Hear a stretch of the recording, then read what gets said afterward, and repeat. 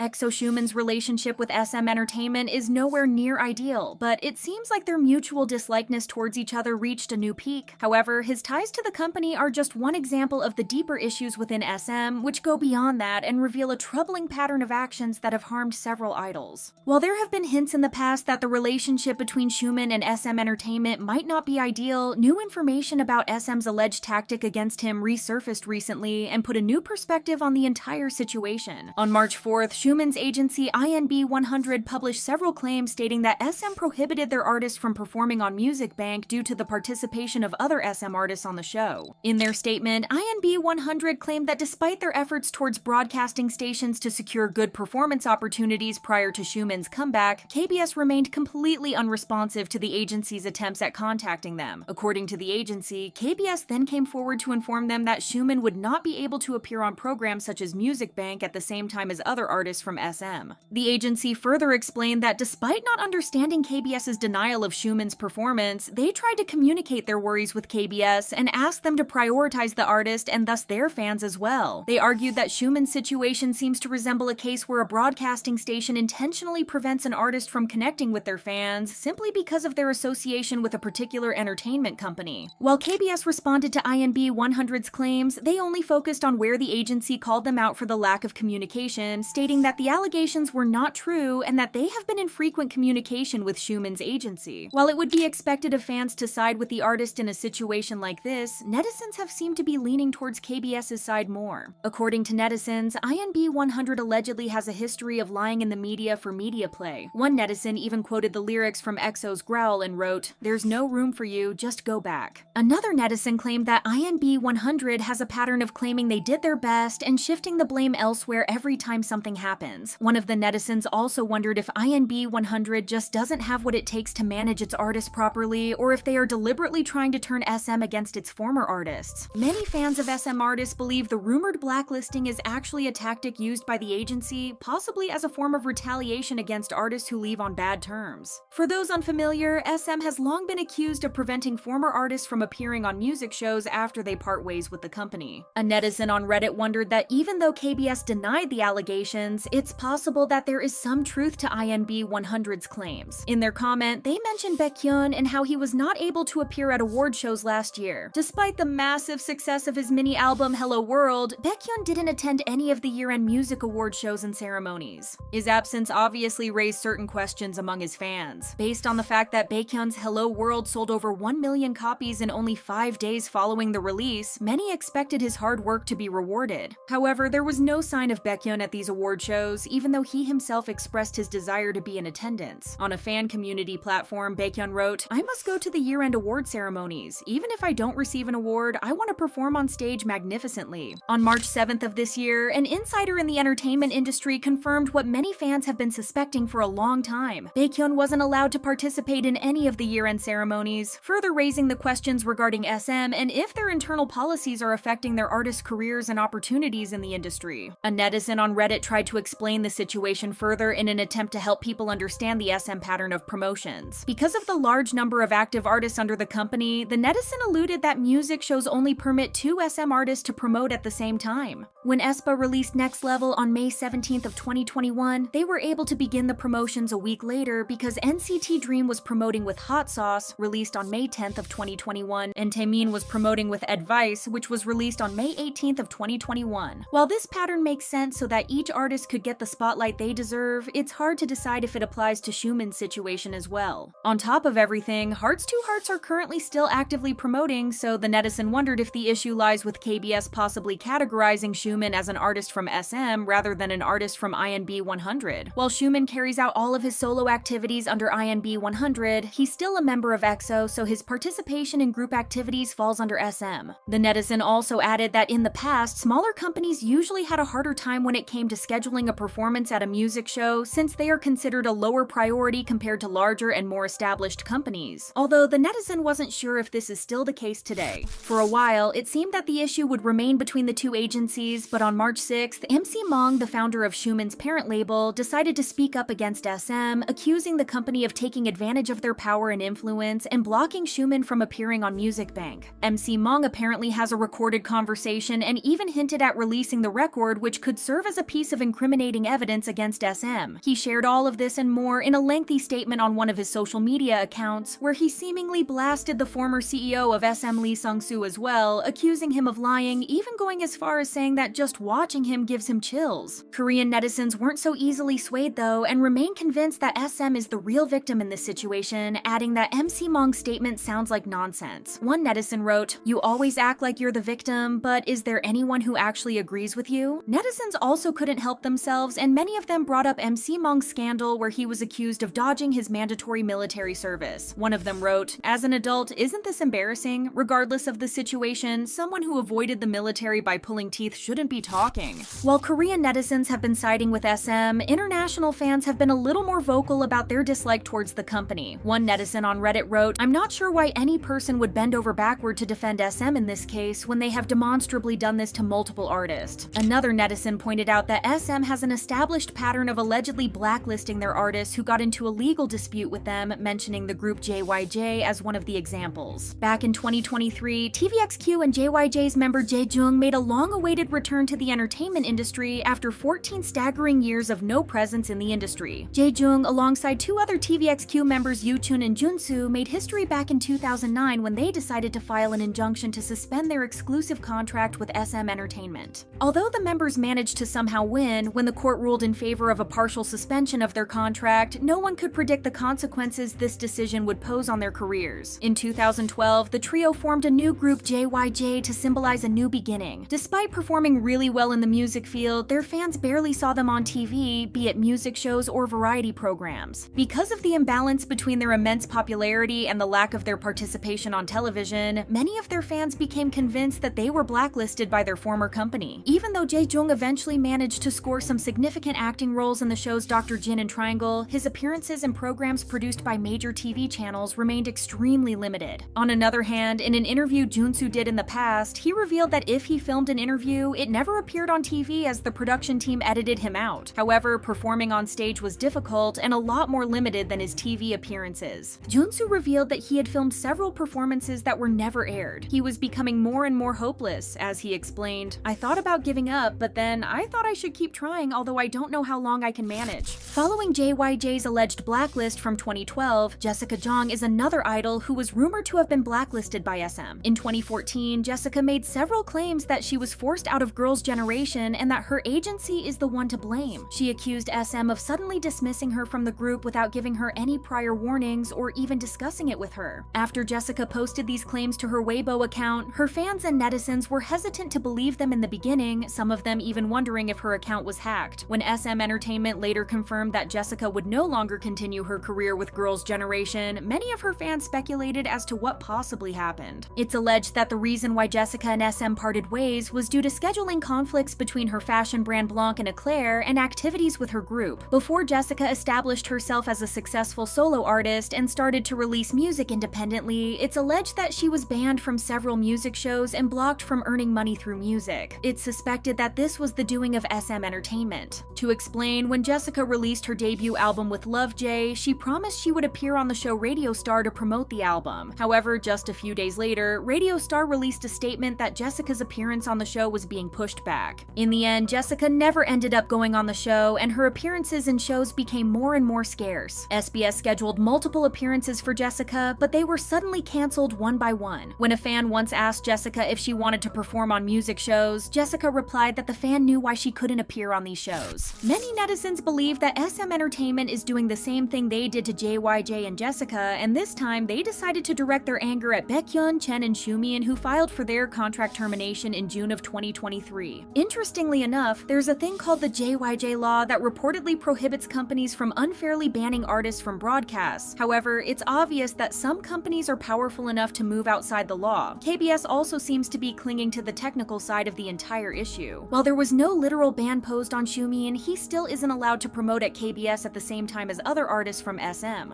The situation is much more complicated, and it would involve a lot of tweaking and scheduling, as SM artists seem to be always promoting, so finding a slot for Xiumin's promotions might be impossible. Despite not being banned, it still poses a huge disadvantage on Xiumin's comeback, as a huge opportunity has been taken away from him. Maybe it's time for SM Entertainment to work on their promoting strategy and make some much needed changes.